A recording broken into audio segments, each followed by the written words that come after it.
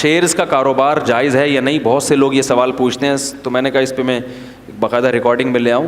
Shares کا کاروبار چند شرطوں کے ساتھ جائز ہے. نمبر 1، جس کمپنی کا شیئر خرید رہے ہیں وہ کمپنی جائز کام کر رہی ہو.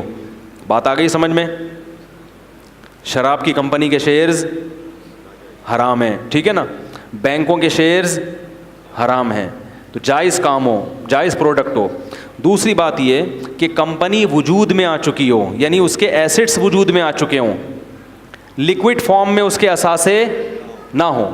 کمپنی جب وجود میں آتی ہے تو صرف پیسہ ہی ہوتا ہے، لکوڈ فارم میں وہ یعنی گھوم رہا ہوتا ہے، ابھی ایسٹس نہیں ہوتے اس کے پاس.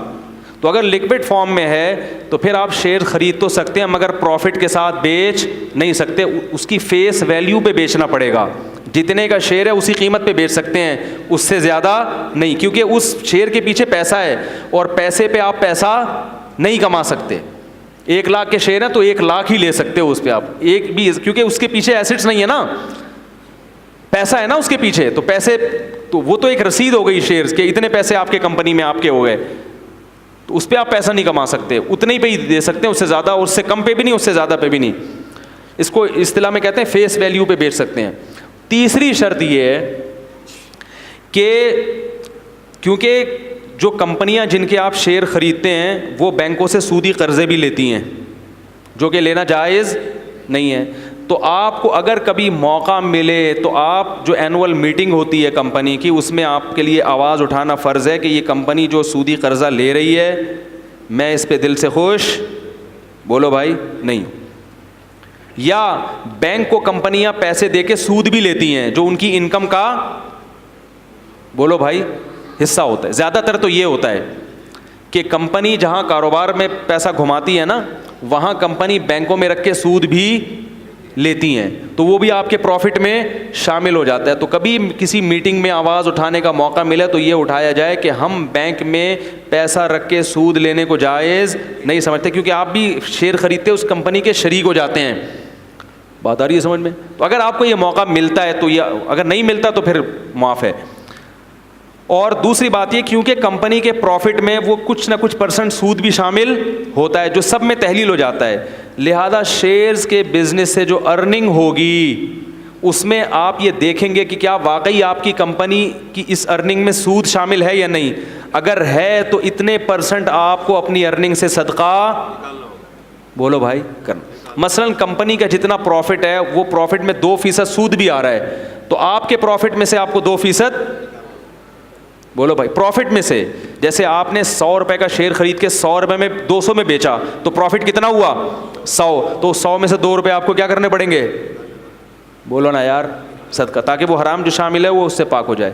اور آخری شرط یہ ہے کہ شیئرز جب تک قبضے میں نہ آ جائے آپ اس کو فروخت، بولو نا یار، نہیں کر سکتے. اب کمپنی میں جو نے آپ کو جو شیئر دیا ہے، ظاہر ہے اس کے پیچھے کوئی ایسٹس ہے نا، تو وہ تو قبضے میں لے نہیں سکتے نا آپ، ورنہ تو سب پہنچ جائیں گے یہ صابن کے ڈبے 6 مجھے دے دو اور یہ اگربتیاں کیا کر دو، یہ تو ممکن نہیں ہے. تو اس لیے علماء نے کہا، اس میں تخلیہ بھی ممکن نہیں ہے، تو اس لیے علماء نے یہ کہا ہے، خاص طور پہ حضرت مفتی تقی عثمانی صاحب جو اس فیلڈ کے سب سے ماہر ترین عالم ہیں دنیا میں، کہ جب تک وہ آپ کے نام نہیں ہو جاتا شیئر، یعنی کمپنی آپ کے نام رجسٹرڈ نہیں کر دیتی، اس وقت تک آگے اس کو بیچنا جائز، بولو بھائی، نہیں ہے، چاہے وہ آپ کے رسک میں داخل ہو گیا ہو. لوگ کہتے ہیں بھائی میرے زمان میں آ گیا ہے، اب اگر قیمت گرے گی تو میرا نقصان ہے، تو قیمت بڑھنے سے میرا فائدہ بھی ہے. تو اتنا کافی نہیں ہے، کیونکہ وہ قبضے کے بغیر زمان کو شریعت معتبر نہیں مانتی. تو قبضے میں آنا وہ کیسے ہوگا کہ وہ آپ کے نام کیا ہو جائے، اور اس میں کم از کم 24 گھنٹے میری معلومات کے مطابق لگتے ہیں. ہو سکتا ہے یہ ٹائم چینج ہو جائے یا ہو چکا ہو، لیکن جب تک میں نے جو ٹوٹی پھوٹی تحقیق کی تھی اس کے مطابق کم از کم اس عمل میں 24 گھنٹے، بولو بھائی، لگتے ہیں. تو جب آپ کے نام رجسٹرڈ ہو گیا پھر آپ اس کو نفع پہ بھی بیچ سکتے ہیں اور نقصان پہ بھی بیچ سکتے ہیں. ورنہ جو کچھ ہو رہا ہے جو فارورڈ سیل اور فیوچر سیل کے نام پہ، وہ سب سٹا ہے. وہ سب کیا ہے؟ فیوچر سیل اور فارورڈ سیل مستقبل کی بیع ہو رہی ہوتی ہے. جو بروکر ایجنٹ ہے نا وہ ڈرامے کر رہے ہوتے ہیں، ہوتا کچھ بھی نہیں، کچھ بھی نہیں رہا، بس وہ فیوچر میں دیکھتے ہیں کہ اگر وہ قیمت بڑھ گئی تو تم اتنے پیسے دو، قیمت گر گئی تو اتنے پیسے مجھ سے لے لو. یہ جائز، بولو نا یار، نہیں ہے. رسول اللہ صلی اللہ علیہ وسلم کی صحیح حدیث ہے لا تبع ما لیس عندک، جو چیز تمہارے قبضے میں نہیں آئی ہے تم اس کو بیچ نہیں سکتے. تو سیل ہو ہی نہیں سکتی. ہاں بیچنے کا وعدہ کیا جا سکتا ہے کہ بھائی میں شیئر خرید رہا ہوں، اتنے دن تک میرے قبضے میں آ جائیں گے، تو مجھ سے ایک وعدہ کر لو کہ اگلے ہفتے میں تمہیں اتنے کے بیچوں گا. ابھی بیچے نہیں ہیں تو ایک وعدہ ہے. تو جب اگلا ہفتہ ہوگا تو ہم اس وعدے کو کیا کریں گے، اس کے مطابق ہم عمل کر لیں گے. اس سے پہلے میں کوئی ذمہ دار نہیں ہوں، تم بھی ذمہ دار نہیں ہو. تو وعدہ الگ چیز ہے اور بیچ ڈالنا یہ الگ. جیسے ایک آدمی کسی سے کہتا ہے کہ بھائی میں ایک پلاٹ خرید رہا ہوں، انشاءاللہ اگلے ہفتے تک خرید لوں گا، ہفتے تک خرید لوں گا، تو اتوار کو تم مجھ سے خرید لینا. تو کیا میں خرید تو لوں گا لیکن تم مجھ سے وعدہ کرو مجھے بیچو گے بھی. ہاں بھائی وعدہ کرتا ہوں میں بیچوں گا. یہ تو جائز ہے. لیکن ابھی پلاٹ آپ نے خریدا ہے نہیں. اسٹیٹ ایجنٹ کیا کرتے ہیں، پلاٹ ہے نہیں، وسیم بھائی سے بات کی، یار تمہارا 1 کروڑ کا پلاٹ ہے نا، بس وہ میرا ہو گیا. یعنی ابھی ہوا نہیں ہے، بلکہ میں ہفتے کو تم سے کیا کروں گا، خرید لوں گا پیمنٹ دے کے. اور ادھر ستار بھائی سے وعدہ کر لیا کہ وہ میں نے تمہیں بیچ دیا، حالانکہ ابھی خود خریدا نہیں ہے، خود آپ کے رسک میں زمان میں داخل نہیں ہوا.